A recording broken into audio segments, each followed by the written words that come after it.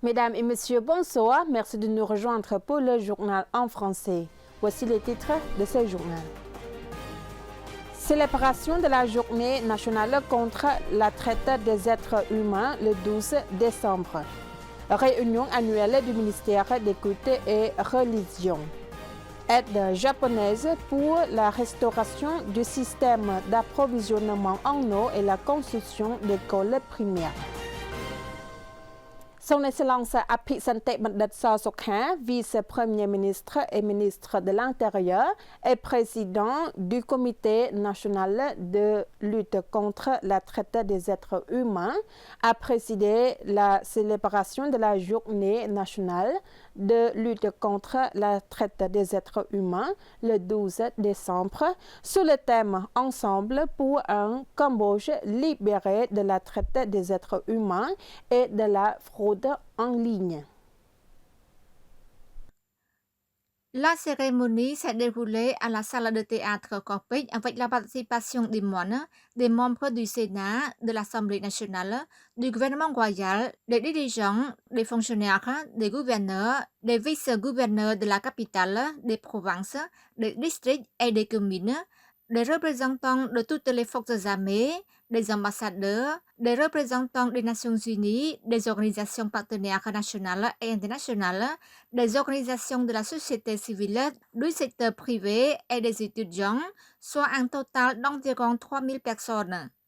Son Excellence Apiksantek Bandit Sosokha, vice-premier ministre, ministre de l'Intérieur et président du Comité national de lutte contre la traite des êtres humains, a déclaré lors de la cérémonie que la journée nationale de lutte contre la traite des êtres humains, le 12 décembre, est une campagne majeure organisée chaque année pour informer publiquement du développement de la situation en matière de traite des êtres humains et de crimes connexes. Il a déclaré que grâce à la prévention, à la répression et à la lutte contre les escroqueries en ligne, à ce jour, plus de 200 000 personnes ont quitté volontairement le Cambodge et plus de 30 000 personnes ont été expulsées et renvoyées dans leur pays d'origine. Dans le même temps, Son Excellence le vice-premier ministre Sosokha a également exprimé sa gratitude aux ambassadeurs au Cambodge qui ont toujours bien coopéré avec le gouvernement royal du Cambodge en coordonnant et en accueillant le retour de leurs ressortissants dans leur pays d'origine. Dans le même temps, Son Excellence le vice-premier ministre Sosokha a également exprimé sa gratitude aux ambassadeurs au Cambodge qui ont toujours bien coopéré avec le gouvernement royal du Cambodge en coordonnant et en accueillant le retour de leurs ressortissants dans leur pays d'origine. Le ministère des cultes et religions a organisé le 26 février 2026 sa réunion annuelle sous la présidence de Son Excellence le ministre Chai Boren. Dans l'après-midi du 26 février 2026, Son Excellence le Dr Chai Boren, ministre des cultes et des religions, aux représentants de Samdech Mahabowor Thapadei Hun Manet, premier ministre du Royaume du Cambodge, a présidé la cérémonie de clôture de la conférence annuelle pour faire le bilan des travaux de l'année 2025 et définir des orientations pour l'année 2026 du ministère des cultes et des religions.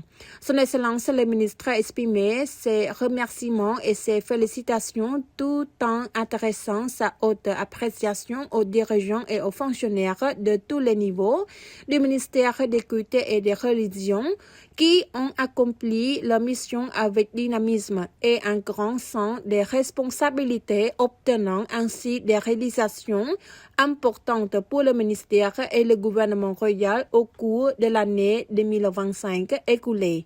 Ces réalisations répondent efficacement au plan stratégique du ministère, la promotion de la religion d'État, le renforcement de la moralité sociale, le maintien de l'harmonie religieuse, l'amélioration de la qualité de l'enseignement bouddhique à tous les niveaux, ainsi que le développement des capacités institutionnelles et des ressources humaines.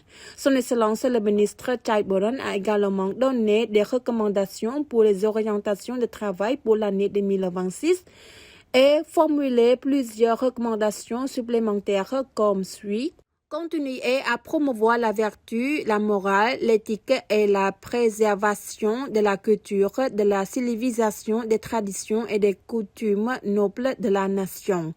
Continuer à renforcer la qualité de toutes les matières dans le domaine des études bouddhistes à tous les niveaux tels que le Dhamma, le Pali, le sanskrit, la philosophie religieuse, etc.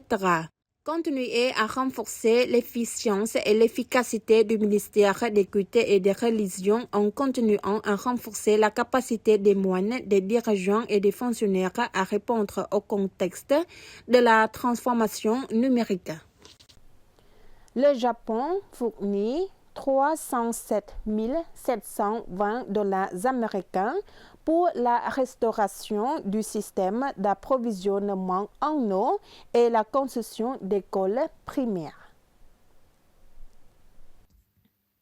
L'ambassade du Japon au Cambodge a organisé une cérémonie de signature d'un accord de subvention pour un projet de sécurité humaine à petite échelle en présence de son Excellence Ueno Atsushi, ambassadeur extraordinaire et plénipotentiaire du Japon auprès du Royaume du Cambodge.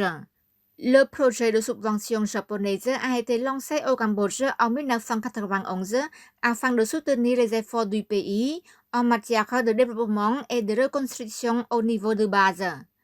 Les subventions visent à protéger les populations vulnérables et à promouvoir l'autonomie des communautés.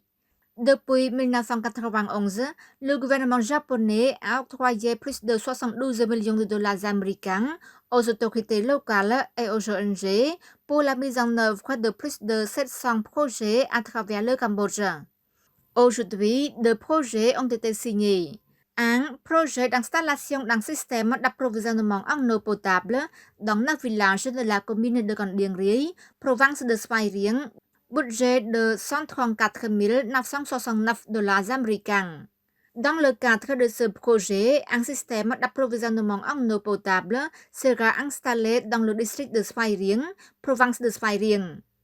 La plupart des habitants de cette zone ont des difficultés d'accès à l'eau potable et ont exposé à des risques sanitaires en raison du manque d'eau potable dans la commune.